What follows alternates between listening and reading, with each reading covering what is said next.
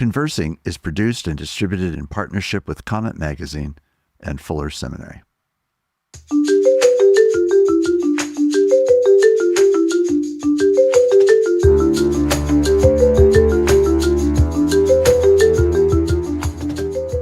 I'm Mark Labberton. Welcome to Conversing.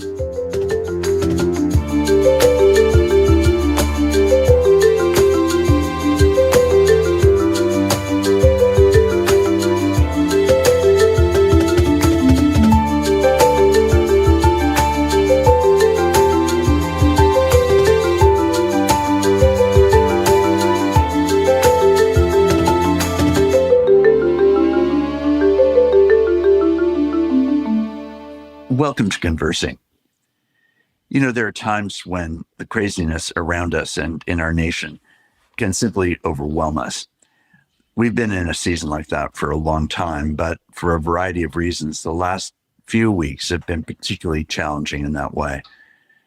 And it caused me to remember a great conversation that I had several years ago with Parker Palmer, who was a noted Quaker writer, contemplative, and his reflections on faith in a secular context I found very encouraging. And I'd like us to have an opportunity to hear it again. So for this week, this replay is going to give us a place of encouragement, of focus, of attention from someone who's not tied up in today's circumstances, having had the interview a few years ago, but who still speaks today as though we had just recorded it. Enjoy this episode with Parker Palmer again. It's a great honor to welcome Parker Palmer to our Conversing engagement today. Parker Palmer is a Quaker writer and speaker who has written for decades on the meaning of vocation, the spiritual resources of teaching and education, practices that enliven politics, and more. And I think many people are attracted to his writing in part because it's lyrical, it's contemplative, it's enjoyed by both religious and non-religious communities alike. He holds a PhD in sociology from the University of California at Berkeley, go Bears, and he helped found the Center for Courage and Renewal, which is a nonprofit that serves, as they say, everyone yearning to become more authentic and self-aware in their life and work. We're honored to speak with you this morning, Parker. Thank you very much for joining this. Well, thank you, Mark. I appreciate it very much. And indeed, go Bears. It's easy to feel that blue and gold blood begin to flow at this time of year. So, yeah, right. Yeah, that's great. I want to say how honored I feel really about having you as an interviewing guest, because it feels to me like your work has cut across so many things that are relevant to my life, but also to the lives of many people who I know are listeners to this podcast. You've been a person who has been described often as a writer and an activist and a person who has great sensitivity to spirituality. I guess the word that I would use to describe you is that you're a sage. I think what strikes me is that people that are drawn to your writing are drawn partly because they're not just seeking knowledge, they're hungry. And I think that hunger is in part what your writing and your reflection and integration has helped people to find and to be stimulated to pursue. So thank you for that gift. If you are comfortable with that, let's just go with that word sage for a moment. No one wants to anoint themselves a sage, but when you hear that word and you know the work that you've done in integration and reflection across a wide array of fields, how does that strike you? Well, yeah, it's not a word one uses about oneself and not a word one hears very often, but I appreciate the fact that you use the word hunger as part of that description, because I'm awfully glad, of course, if people have found spiritual hungers or other kinds of hungers satisfied in some of my writing, because it's out of my own hunger that writing has come. I think for me, writing has for a long time been a quest for nourishment around the things I struggle with, the questions that vex me, questions that have to do about not only personal wholeness, but about showing up in the world whole as a citizen, as a member of a family, as a member of a community, as someone doing a particular kind of work. I think of writing as a contemplative exercise for me, and I think contemplation is always a search for nourishment that's better than the thin soup often offered to us in this world. I say amen to all that.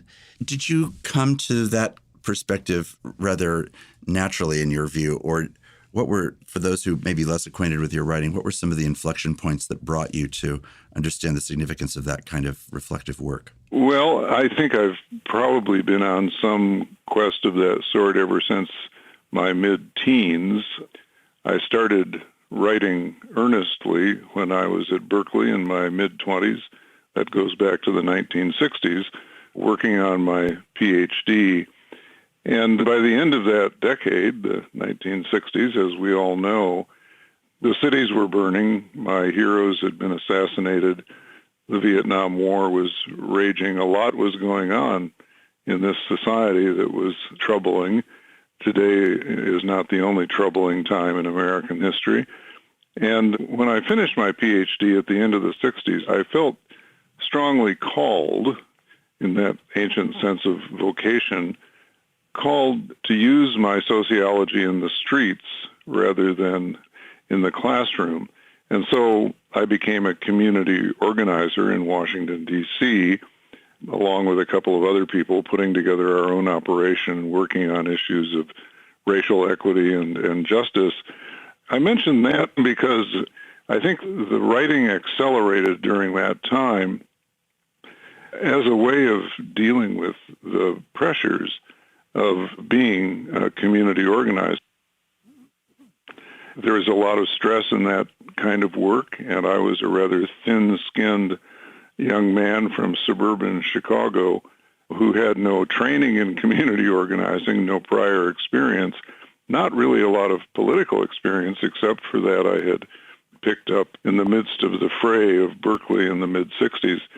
And it was during that time, as some folks know who've read what I have written about this, it was during my time in Washington, D.C. as an organizer that I discovered Thomas Merton. I had grown up in the Methodist Church. I had been to Union Theological Seminary, and prior to that I had studied religion at Carleton College with some wonderful professors.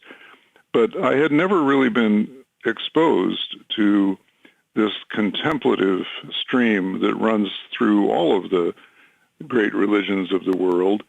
And Merton, of course, for millions of people, was a wide-open, light-filled doorway into that world, the contemplative world, an extraordinary life that he lived, because here's this fellow hidden away in the wooded hills of Kentucky in the monastery called the Gethsemane.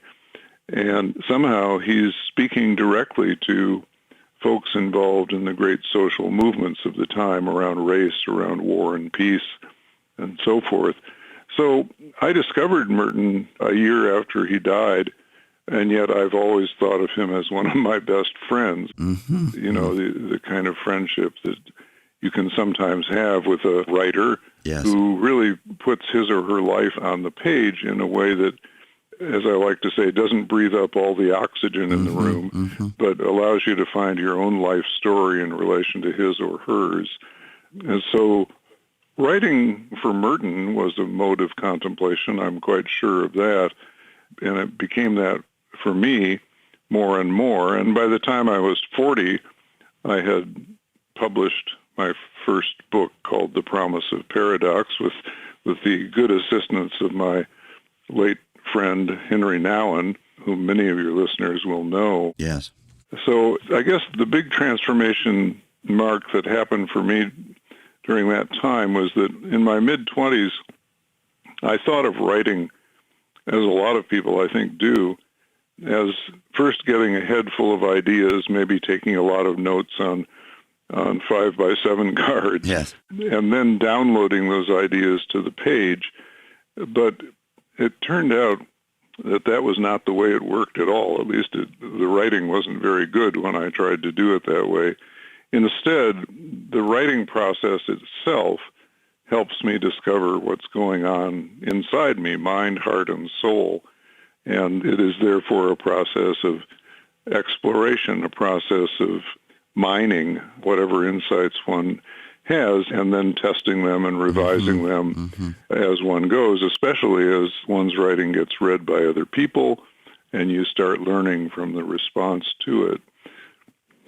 I think one of the things that strikes me about that is that you're making this migration from a Methodist background toward, in a way, the tableau or the paradigm of a Roman Catholic mystic who opens up a kind of universe that is often the contrast that many in a Roman Catholic tradition describe as the contrast for them between Protestantism, which sometimes feels unnecessarily mechanical and external, towards something that feels much more instinctive and interior and also social in its implications, but much more out of reflection as opposed to simply out of reason.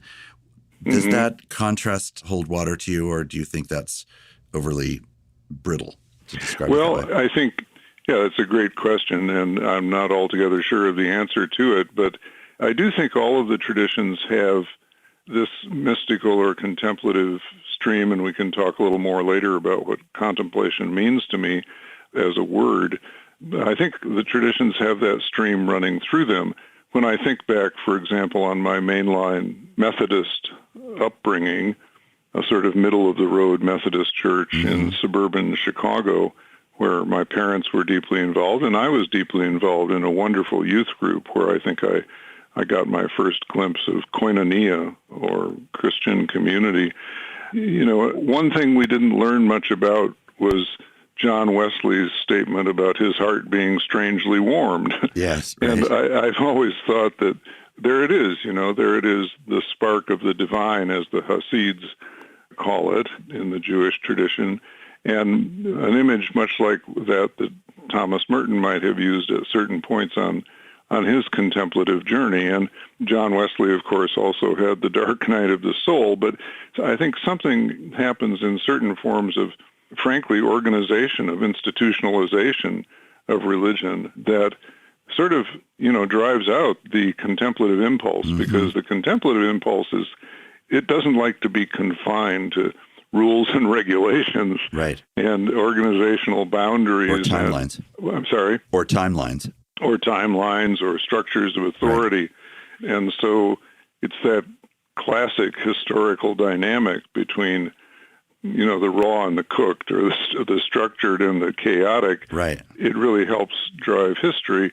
But in some forms of organization, including the Roman Catholic Church, that wild impulse toward contemplation, encounter with the living God, kind of gets squelched. And of course, even Merton found that to be the case. He went through a great romance with the monastery in his early years, but that quickly turned into a sort of pitched battle between himself and the church authorities when, for example, they forbade him to publish any more on war and race. He started losing his more pious Catholic audience when he started engaging with the great social issues of our time. And there were certain church authorities who didn't like that one little bit. So I think it's there in all the religious traditions, this contemplative, mystical dimension piece. It flows more deeply and more clearly in some, but I do think that the sort of the logic of organizations mitigates against it in many cases. Right.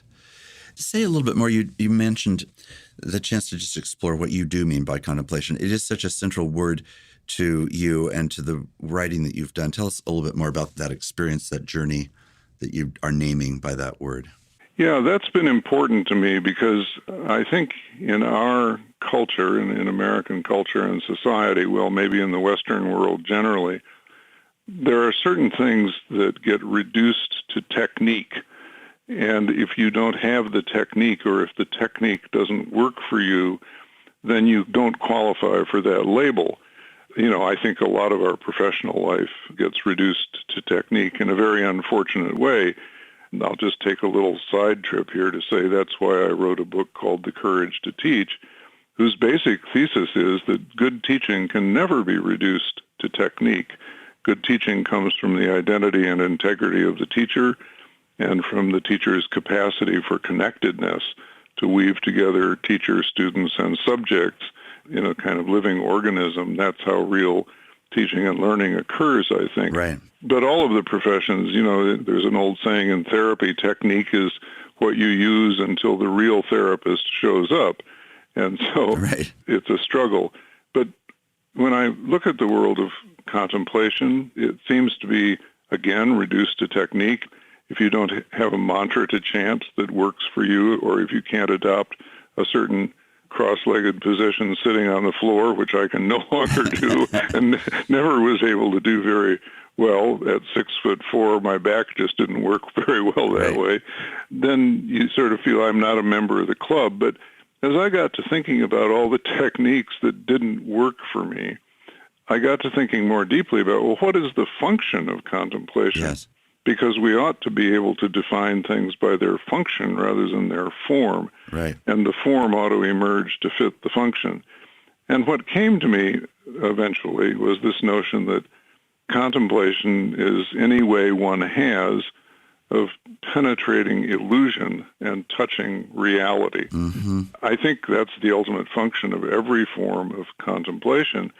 And once I saw that kind of generic definition of the function of contemplation, I began to see the many, many ways in which human beings are contemplative. One of my favorite stories that I've told in a couple of my books is about a woman I knew who was raising a daughter with severe disabilities of several sorts. And Maureen, the mother, simply didn't have time to go on a retreat or to practice a certain form of contemplation every day because she was very busy sort of helping her daughter live her life as fully as possible, driven, of course, by love, by a fierce devotion to this daughter. And as a result, Maureen was a person who had penetrated all the cruel illusions this culture has about what makes a human being worthwhile and valuable, because her daughter would never be beautiful in the way Vogue magazine portrays beauty. Her daughter would never be able to hold a high-paying job. Her daughter wouldn't have a lot of friends or be popular. But what her daughter did have was that essential quality of being a child of God. And Maureen saw that and loved it and served it. And as a result, she was able to see it in every human being she encountered. You could not be in Maureen's presence without feeling that she was seeing you, not in terms of how much money you made or what your title was or how many books you had written, but in and of yourself as a human soul, as a child of God. I'm in mind now, having mentioned him just a few minutes ago, of my friend Henry Nouwen, who, as you know, had a long and arduous journey in life, a real struggle with questions of meaning and purpose, which came out in books that are equal parts anguish and hope and joy. And when he left Yale and then left Harvard Divinity School, which for many people would be the pinnacle of success, as a wildly successful author, and moved up to the L'Arche community in Toronto, one of many founded by Jean Vanier, his main report to me and to a lot of other people was, what an amazing relief it is to be here living and companioning people who have no idea who I am, quote, as a writer or a teacher or, a, quote, famous person, but who simply relate to me as a fellow human being. Yes. And for those essential qualities that make us human. And he experienced immense relief in that. I think, the word that comes to mind is blessing and even salvation. Right. And so it seems to me that, any experience you have, for me, just to use one more example of what I regard as contemplation, failure has always been, if I hold it properly, a profoundly contemplative moment in life. When I succeed at something, I just pat myself on the back. I think I'm the best thing since sliced bread. And there's no learning there. There's just the ego illusion that leads to puffery and self-congratulation. But when I fail, that's when I am up late at night trying to understand what happened, trying to learn from, trying to penetrate whatever illusion I was caught up in about, quote, success, and dig deeper down into the foundational elements of life where success and failure really aren't what matter. What matters is faithfulness. Mm-hmm. Did I pursue my best lights as best I knew how? Was I faithful to my gifts and how they might intersect the needs of the world? So that's what contemplation has come to mean to me. Well, I think that's all part of why it strikes so richly for people. And this sense of penetrating illusion and touching reality is what I think I mean when I say I think your writing and speaking have evoked and awakened for people a recognition of their hunger for both of those two things, a penetration of illusion and an encounter with reality. And as you say, that often happens only in the context of suffering or failure or disappointment or pain of some kind. And I think one of the things that has always struck me about the biblical portrait of wisdom is that it almost always requires pain in order for wisdom to be apparent. And the absence of pain means, in many cases, the absence of wisdom. And it intersects, I think, with what you're describing. Yes, yeah. I think one thing we would also agree on, Mark, is that there is sometimes, sadly, in the Christian tradition, a tendency to value pain that's not necessary. Yes.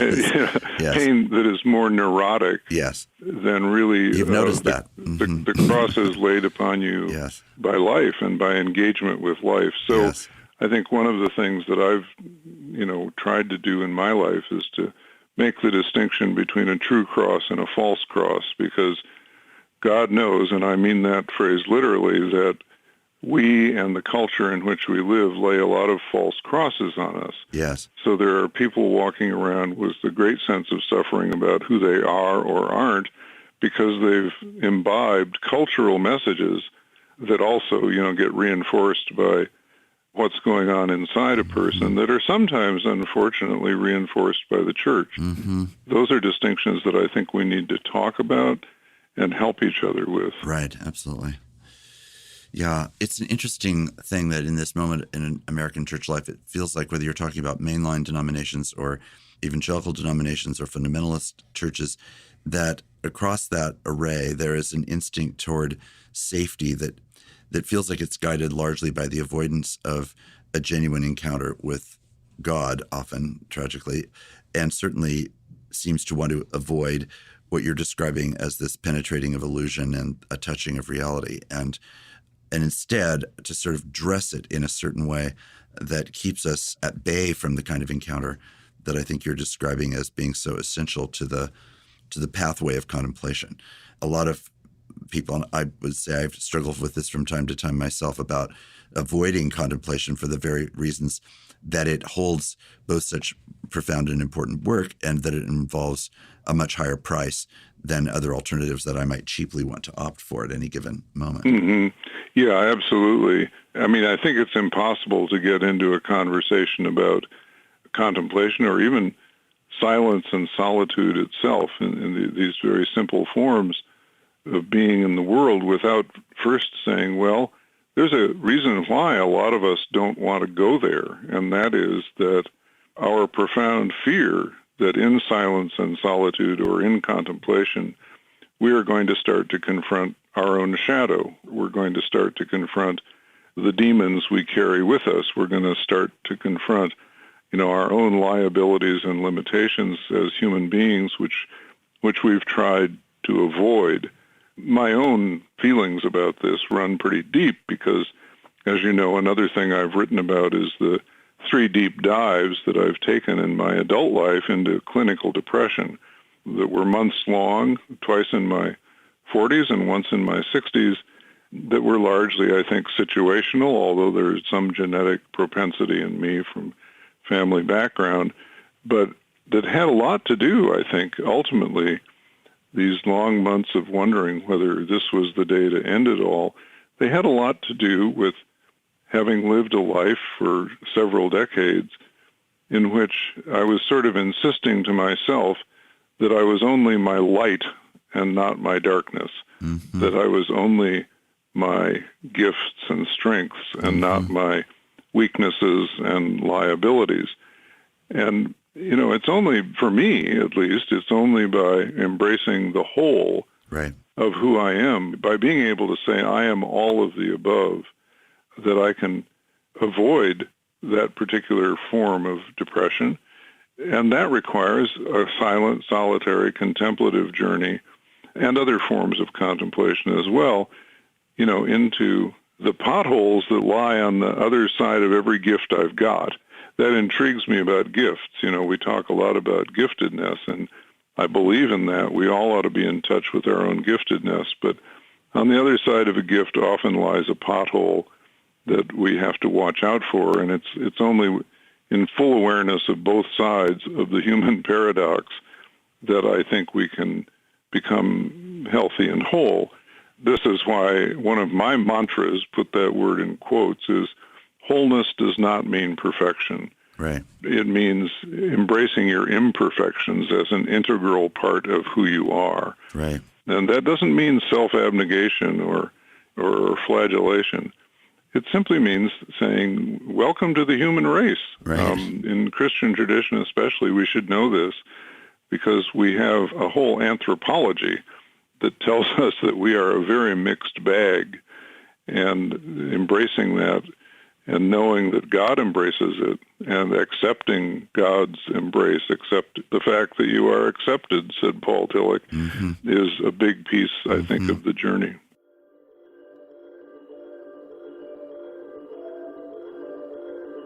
I'm Mark Labberton. You're listening to Conversing, a production of Fuller Studio.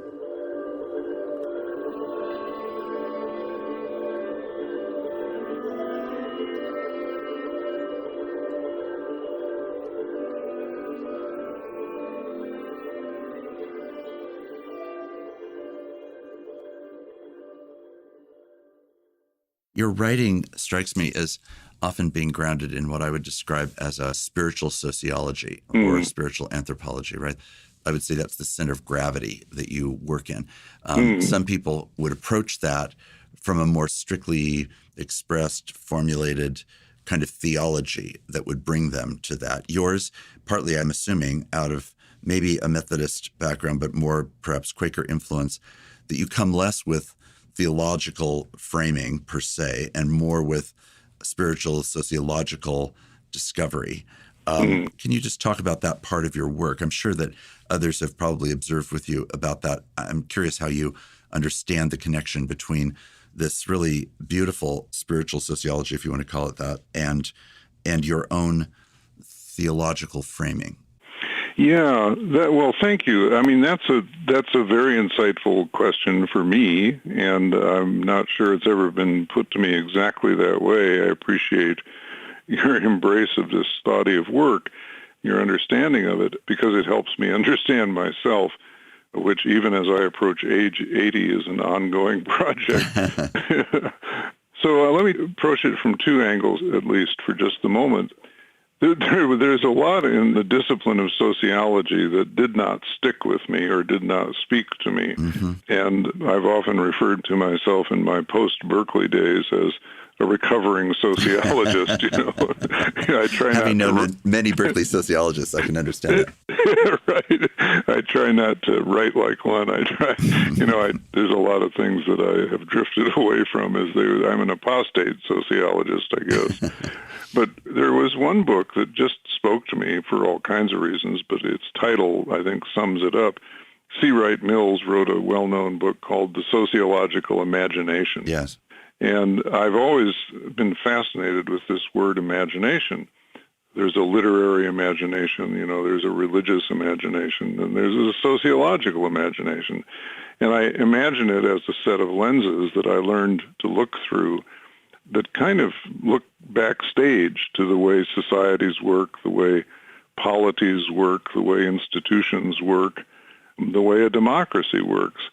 And I've always valued, being able to see backstage and intersecting that as much as I could with the spiritual concerns that I carry and where those streams in which I find that deeper nourishment. On the theological side, I never found myself satisfied by academic theology or, how do I want to say it? Rigid isn't quite the word, but maybe formulaic theology preached from the pulpit. Mm-hmm. And the reason for that actually runs pretty deep in me. When I was a teenager, I heard from the pulpit the words, "We have this treasure in earthen vessels to show that the power belongs to God and not to us."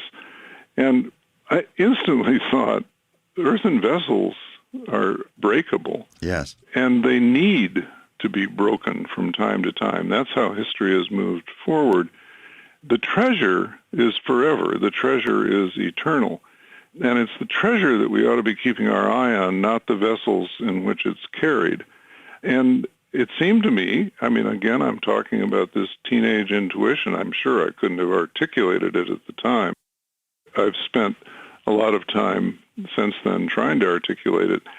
Among the earthen vessels are theological formulations, church polity structures, lines of authority, creeds, all of the ways we organize to do business.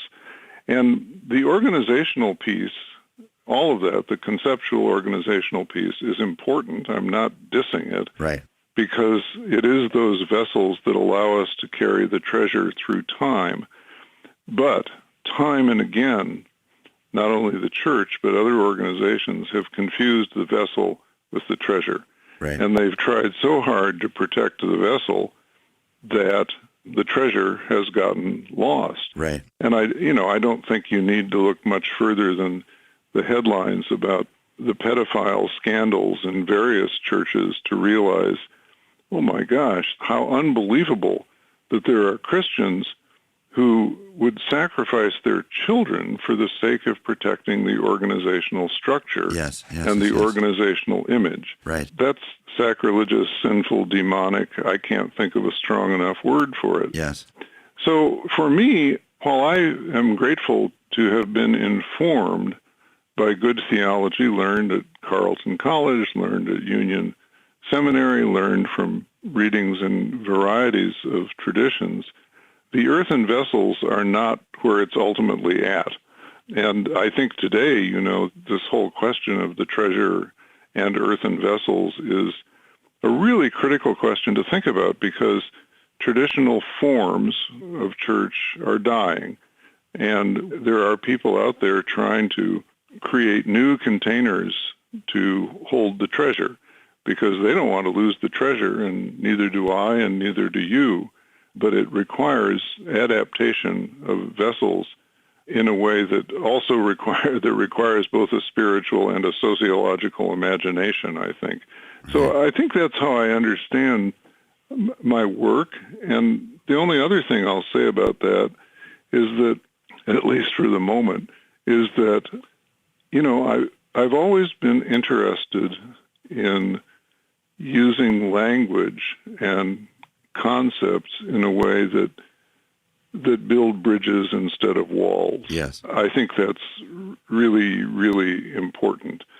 I think God is way too big to be confined by my particular formulations of who God is or how God operates in the world. And so I think I have to have an appropriate humility about offering up whatever earthen vessels I may craft to try to pass that treasure on to others. This is something I started to learn, if we have time for just a quick story, but when I think I was probably in my mid-40s, I published a little book called To Know As We Are Known, A Spirituality of Education, which is, I'm lucky all my books are still in print, all 10 of them, and I still hear about that book to this day. It was a book that used a lot of Christian language about teaching and learning in higher education and about the nature of knowledge, about epistemology and, all kinds of things that I hoped people in higher ed would think about. Well, I remember when I thought that book would be mainly used by theological seminaries, maybe by the faculties, maybe in Christian education programs, continuing education programs, and by the churches that were serious about what adult education in the church might look like. Right. But one of the first calls I got about it, and back in those days there was no email, it was phone calls or letters. The phone rang, I said hello, and this fellow said, "My name is such and such." He said, "I'm a chancellor of one of the state universities of New York, and I'm Jewish." And he said, "I have no idea why I'm so fascinated with this Christian book of yours, but I would like you to come and talk to our faculty." And I agreed to do that. I had a wonderful time. That was, the beginning of many, many decades spent on the road, speaking largely in secular higher education settings. And, it was the first seed that was planted in me that was about, I guess there are ways to reach across what would seem to many people like divides by using the language of your own tradition in a way that apparently for someone from another tradition had enough authenticity to make him think, I think we could do business with this guy right. On an academic level. So that's been a real driver in my work. Right.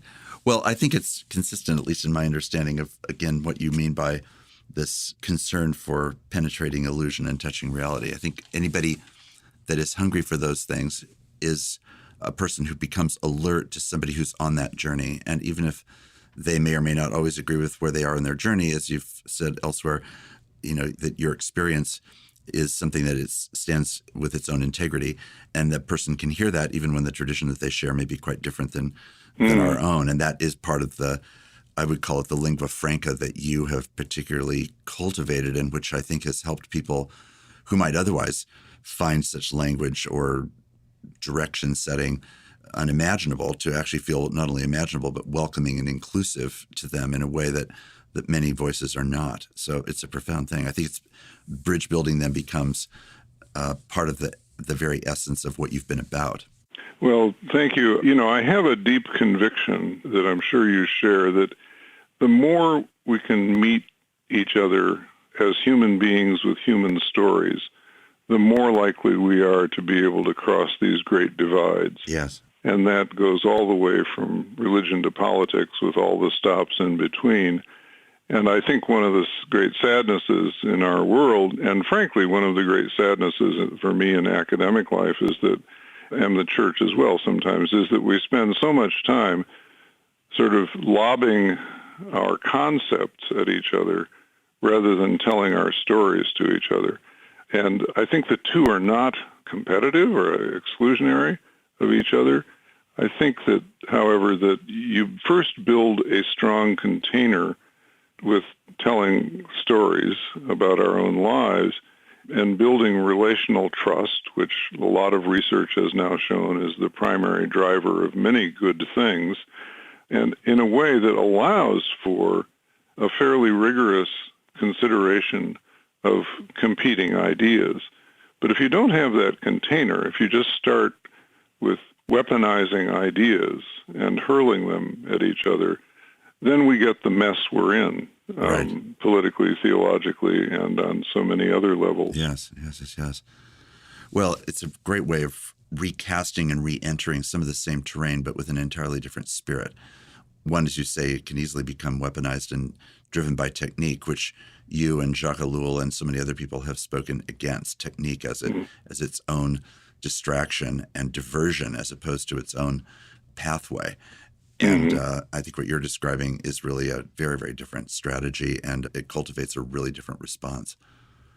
Just recently, it's been interesting to me that in various YouTube feeds and elsewhere, there's been interesting examples of people whose extreme politics have been changed by encountering stories. And it just makes the point that you're getting at, which is that suddenly when the posture or the position or the ideology is intersected by a story that's honest and truthful and profound, suddenly it all begins to change. Yeah, it really does. My father was a skeptic, a religious skeptic, and very intensely opposed to religion. And his main defense for most of my childhood was that what happened is that religious people take great things and make them small.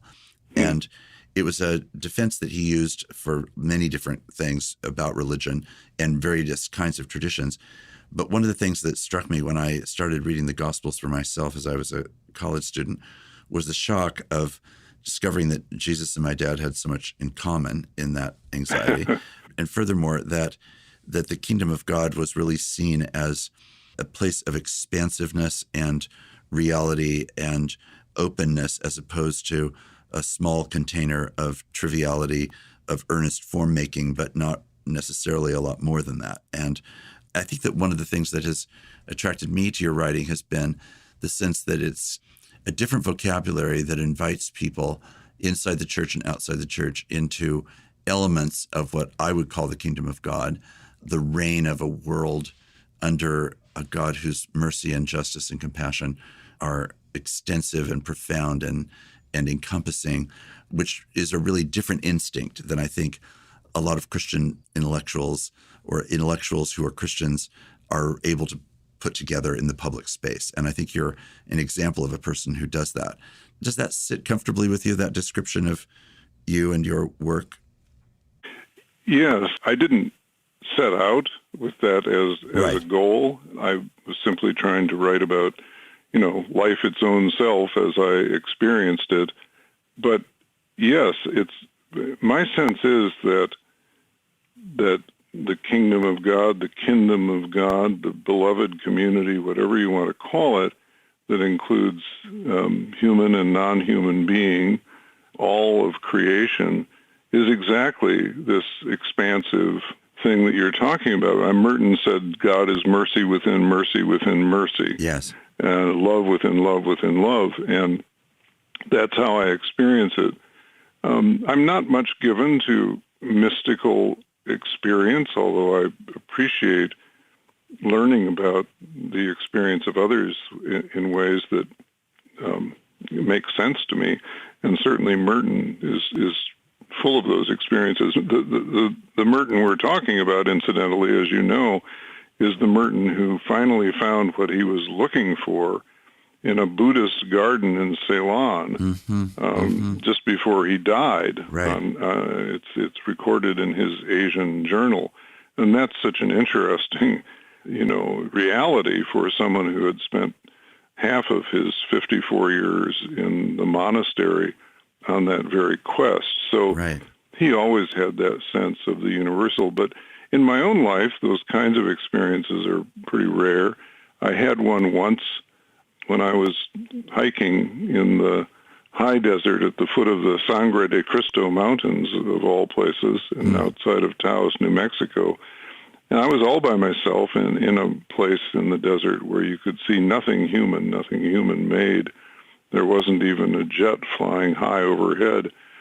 And in a flash that I could never bring back, I had this experience of simultaneously being utterly insignificant and utterly accepted and forgiven.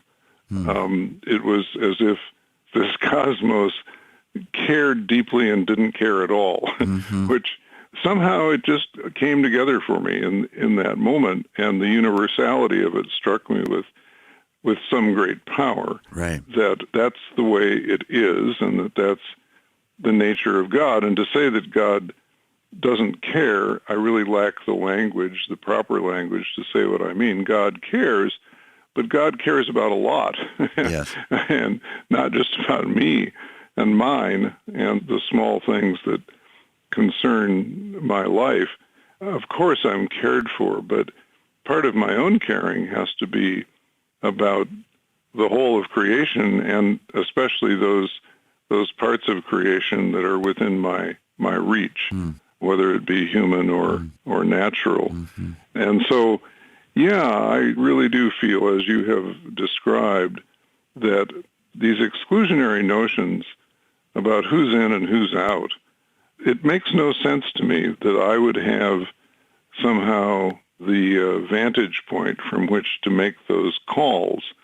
And that doesn't mean, I think we really have to talk about this in the church these days, that doesn't mean that we're not allowed to make moral judgments about what goes on in our churches or in our workplaces or in our communities or in our national politics. We're called to make those judgments, but we must understand that we make them on behalf of our own moral sensibilities, and which one hopes are moral sensibilities informed by a communal morality and a communal sensibility. We're not speaking in the name of God. Mm-hmm. We're certainly instructed by God's voice around love, truth, mercy, and justice, but we have to be careful not to overclaim on whose authority we speak. It's always struck me as an interesting thing that Paul, the most emphatic voice in the New Testament, is the one who says at the end of 1 Corinthians 13 that we see, but we see through a glass darkly. Mm-hmm. That, to me, I think, given a certain understanding of Paul, would be a very shocking thing. And yet here, this adamant voice is also saying, I think, something similar to at least what you're saying, which is that we have a place of moral confidence in theological vision, but if we think that our vision is equal to the reality itself, or that it is in place of that reality, or it is the reality, then we've really overstated it. And I think that's what Paul is admitting there, that there's a confidence, but there's also a profound humility and limitation that doesn't impair our ability to make judgments, but it should certainly circumscribe our understanding of what it is that we think we're doing. Yeah. I mean, just on a very human level, I simply cannot accept, statements about God that don't come from a voice of humility. Mm-hmm, mm-hmm. Because I think humility is one of the things that any direct experience of God instills in us. Buddhists call it beginner's mind. Wisdom often comes, as people have said for centuries, by knowing how much you don't know. And so overclaiming is not part of any wisdom tradition that I know of. Right. I'm not a great Bible scholar, I'm afraid, but I think it's in that same section from Paul that you were just quoting where he ultimately says, then we will know as we are known. Yes, right. Even as we are known. And that's, of course, where I got the title of that book, To Know As We Are Known. It seemed to me that there was a path of education that was humble and that was communal and that was inquiring and rigorous at the same time that could get us a little closer to that point of knowing even as we are known, that could, remove some of the fog, right. could throw a little light into some of that darkness right. That Paul writes about, never penetrating it fully and conclusively, but step by step a little deeper in. As we come to the end of our conversation, I'm just curious. I serve as the president of a theological seminary at a time when the evangelical church in America is racked with its own divisions and internal debates. It's known in the public with a rhetoric that is often intense and shrill and overclaiming, as you say, or as I would say about it at least. And yet, certainly I think our vocation at Fuller is to try to form people who do not overclaim, but mm-hmm. who do humbly and courageously live into their faith for the sake of the world. And I'm just curious, as we come to the close of our conversation, if you were to speak into that moment in the American church or into a theological seminary attempting to form leaders for that church, what would be one of the things that you would most want to emphasize beyond what you've already said?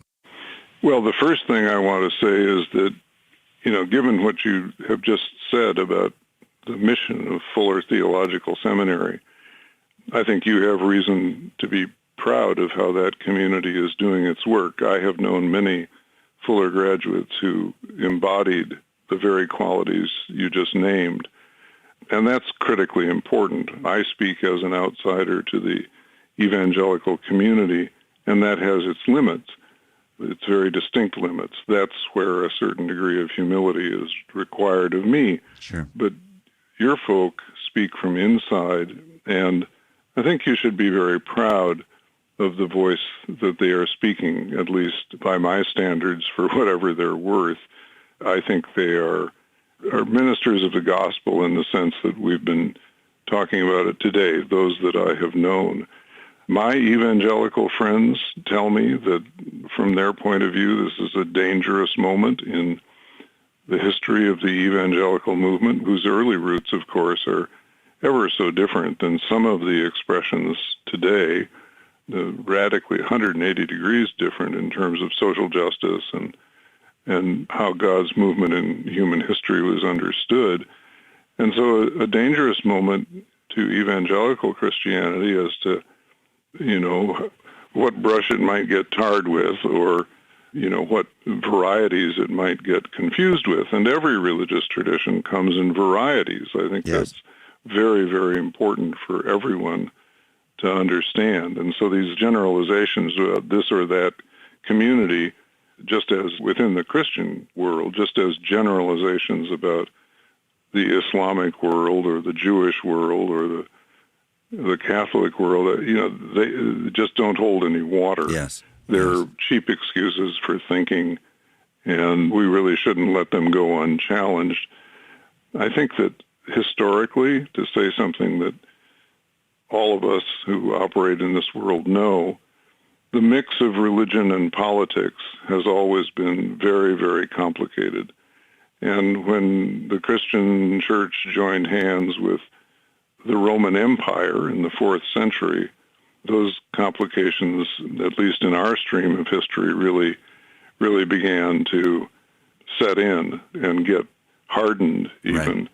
Right. And it saddens me greatly because I think there is tremendous political relevance in Christian understanding of life, a biblical understanding of life, a revelation understanding of life. But the political relevance gets narrowed down by way too many Christians to matters of who do you want on the Supreme Court, what policies do you want passed, who do you want to get elected to office. Yes. Those are not the fundamentals of politics in a democracy. What's fundamental to politics in a democracy is the weaving and reweaving of the civic community. And that's something that, as Alexis de Tocqueville pointed out many years ago in his famous book, Democracy in America, that weaving and reweaving of civic community is something that happens very, very locally. Yes. In a million different places. Mm-hmm. It happens in families, it happens in neighborhoods, it happens in voluntary associations, it happens in churches and synagogues and mosques, it happens in civic associations, these little platoons, as Edmund Burke called them, on which we depend for the foundation stone of this democracy, which is we the people. Mm-hmm. And what I greatly fear today is that a huge and powerful game of divide and conquer is being played. Yes. And some branches of the Christian church are playing right into it. Yes. That's wrong. And this has nothing to do with whether I agree or disagree with what the people who are playing into divide and conquer politics believe about policy or candidates. It has everything to do with an abdication of the church's responsibility to build community wherever and whenever it can. So when churches and sometimes whole theological seminaries and whole branches of the church start doing the exclusionary thing that we were talking about earlier and saying, well, there are sheep and goats and we know exactly who they are doing the tradition a disservice and they are doing democracy a disservice, and they are reflecting a profound confusion about what politics in a democracy really means. Yes, yes. The framers of this country, the framers of the Constitution, got a lot of things wrong, including the enshrinement of the enslavement of human beings and the exclusion from we the people of all kinds of folks who should have been included from the get-go, Native Americans, women, white men who didn't own land, et cetera, et cetera. It was very narrowly exclusionary. Yes. And they planted some pretty bad DNA in our national genome. But they had the genius to get something very important right. And that was they created a system of tension holding that has proven itself capable over the years of correcting their substantive wrongs. Right. Now that is genius, Yes. for a bunch of people to be wrong about some very fundamental moral issues, but to create a system that would prove them wrong over time and allow the rest of us to correct their errors. So a big part of that system depends on the community that lies beneath it. I sometimes, when I talk about politics at churches, I don't talk about politics because that people confuse that with candidates and issues. I talk about the pre-political level of life that churches can and should be addressing.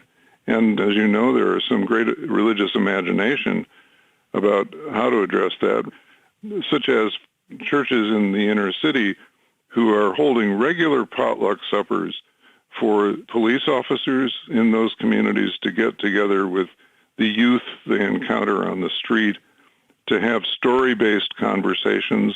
Who are you? How are you? What's life like for you? That really help ameliorate some terrible issues that have gone on between police and especially young African-American males. That's community building in the best sense of the word. That's pre-political. That's the kind of church involvement that will heal rather than wound. And that's the kind that avoids this demonic collaboration with divide and conquer politics. I think for a lot of us, we see in these times a clear and present danger to democracy. Abraham Lincoln said, the danger is not going to come from abroad, it's going to come from within. And he was right. That was a speech he gave almost 20 years before he was elected president. A very prescient young man was he. So I think a big message for the church is keep your eye on the pre-political tasks, which are well within the range and rights of the church to do. They are really gospel tasks, community building tasks, kingdom of God tasks, and work it out that way, because I think that's a good way to fulfill at least part of the gospel call to be healers of this world. Amen. Parker Palmer, thank you so much for being part of this conversation today and for, again, in my mind, demonstrating that you are a sage. So thank you for all that you've given to the church and to the world and to this conversation. Thank you so much, Mark. It's been a pleasure and an honor.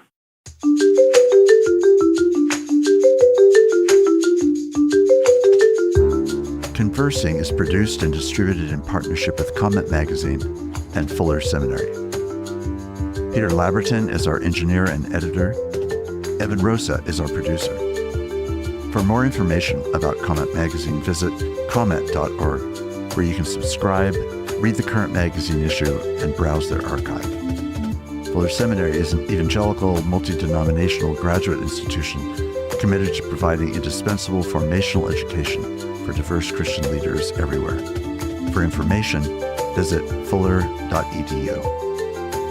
I'm your host, Mark Labberton. Thanks for listening with me.